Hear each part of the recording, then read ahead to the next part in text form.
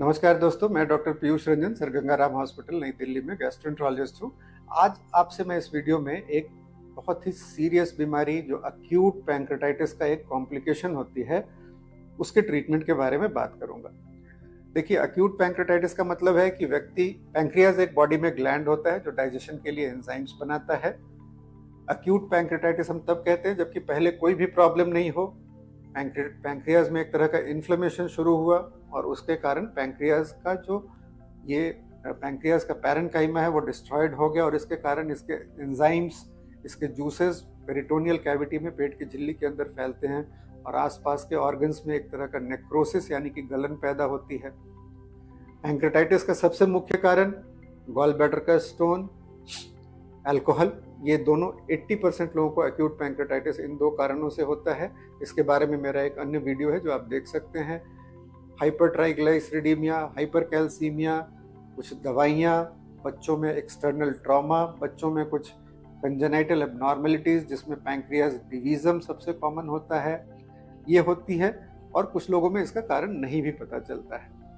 तो जब भी एक्यूट पैंक्रेटाइटिस हो जाए, इसके स्टेजेस को हम दो स्टेज में बांटते हैं, अर्ली स्टेज और लेट स्टेज। अर्ली के जो स्टेज होता है, जो ऑनसेट से लेकर के अगर हम 2 हफ्ते तक माने, ये स्टेज ऑर्गन फेलियर का होता है, जब पैंक्रियाज के डिस्ट्रक्शन से, नेक्रोसिस से कुछ बॉडी में हार्मफुल सब्सटेंसेस पैदा होते हैं।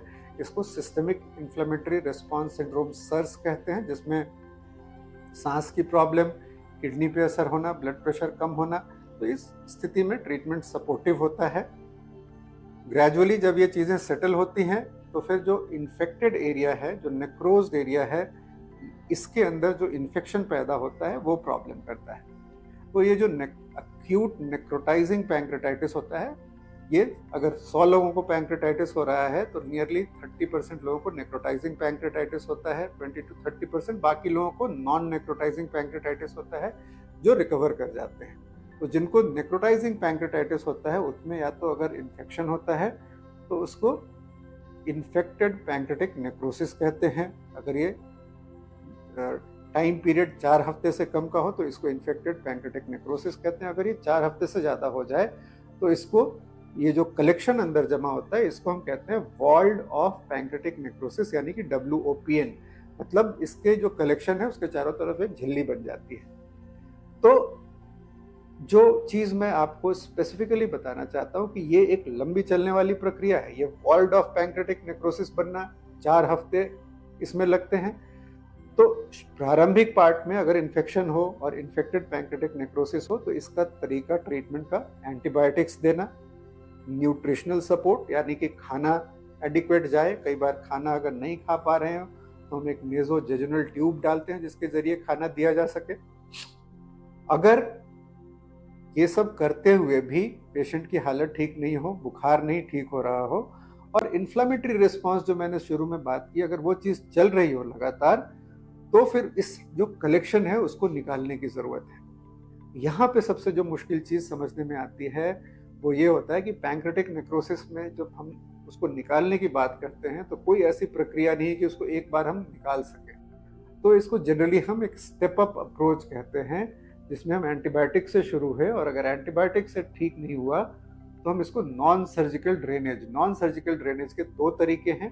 एक होता है एंडोस्कोपिक ड्रेनेज, यानी कि अगर ये कलेक्शन की लोकेशन क्या है, अगर ये स्टमक के पीछे पड़ा है, पैंक्रियाज का लोकेशन जनरली स्टमक के पीछे होता है, और अगर वहाँ पड़ा है तो हम एंडोस्कोपी के जरिए एक स्टमक में होल करके एक चीज़ कहते हैं जिसको कहते हैं एंडोस्कोपिक नेक्रोसेक्टमी। सूडोसिस्ट की ड्रेनेज को सिस्ट गैस्ट्रोस्टमी कहते हैं, लेकिन जनरली नेक्रोटिक मटेरियल, जब इसमें सॉलिड मटेरियल काफ़ी ज़्यादा हो तो सिर्फ सिस्ट ड्रेनेज से काम नहीं चलता, तो उसके लिए हम इसको कहते हैं एंडोस्कोपिक नेक्रोसेक्टमी।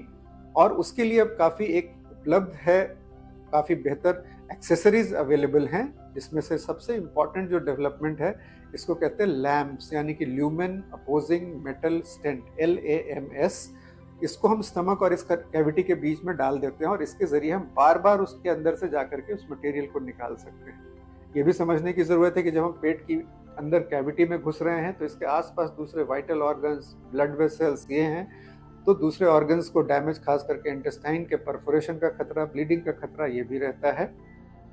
तो एंडोस्कोपिक नेक्रोसेक्टमी हम तब कर सकते हैं जबकि ये कलेक्शन स्टमक के पास में हो, या अगर पूरी तरह से झिल्ली नहीं बनी हो या कलेक्शन दूर हो, इंटेस्टाइन के पैराकोलिक गटर्स जिसको कहते हैं वहां हो, तो हम इसको परक्यूटेनियस ड्रेनेज यानी कि बाहर से ट्यूब डालते हैं।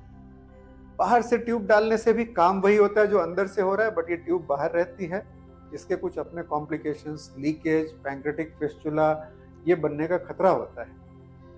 तो स्टेप अप अप्रोच में हम जब दूसरी बार ड्रेनेज में आते हैं तो ये चीज आती है। अब इसके बीच में अगर पेशेंट इससे भी ठीक ना हो रहे हो तो हमारे पास क्या विकल्प है? फिर हमारे पास ऑपरेशन एक फाइनल चीज है, और ऑपरेशन इन मरीजों में करना आसान नहीं होता है। ऑपरेशन और इसके बीच में जो मिनिमली इन्वेजिव सर्जरीज यानी कि वार्ड, जो ये ट्यूब डालने से रास्ता बन जाता है, उसके थ्रू सर्जिकली इसको निकाला जा सकता है। VARD VARD, video assisted retroperitoneal debridement, percutaneous endoscopic necrosectomy यानी कि एंडोस्कोप डाल करके गैस्ट्रोएंटरोलॉजिस्ट इसको निकाल सकते हैं।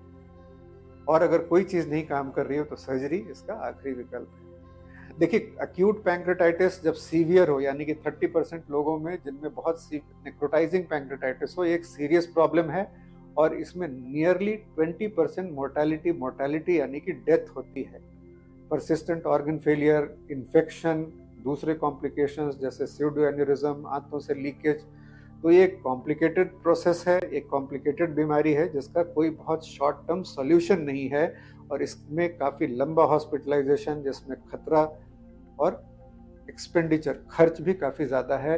तो ये सारे ट्रीटमेंट एक टर्शरी अच्छे सेंटर पे, जहाँ पे अच्छे गैस्ट्रोएंटरोलॉजिस्ट और गैस्ट्रोएंटरोलॉजिस्ट के साथ साथ इंटरवेंशनल रेडियोलॉजिस्ट जो कि ड्रेन्स डालने का काम, और बहुत अच्छे गैस्ट्रो सर्जन्स हो, तो ये कंप्लीट टीम वर्क होती है। सीवियर एक्यूट पैंक्रेटाइटिस का एक सब टाइप नेक्रोटाइजिंग पैंक्रेटाइटिस, और इसका ट्रीटमेंट जो मैंने आपको एक स्टेप वाइज अप्रोच जो बताया, जब भी ये हो, ये एक आप ऐसे सेंटर पे कराएं जहाँ पे आपको ये सारी सुविधाएं एक साथ मिल सकें। और इसमें समझना बहुत ज़रूरी होता है, ये एक डिफ़िकल्ट बीमारी है। इस वीडियो में दी गई जानकारी अगर आपको यूज़फुल लगी हो तो आप अपने फैमिली मेम्बर्स और फ्रेंड्स के साथ ज़रूर शेयर करें। धन्यवाद।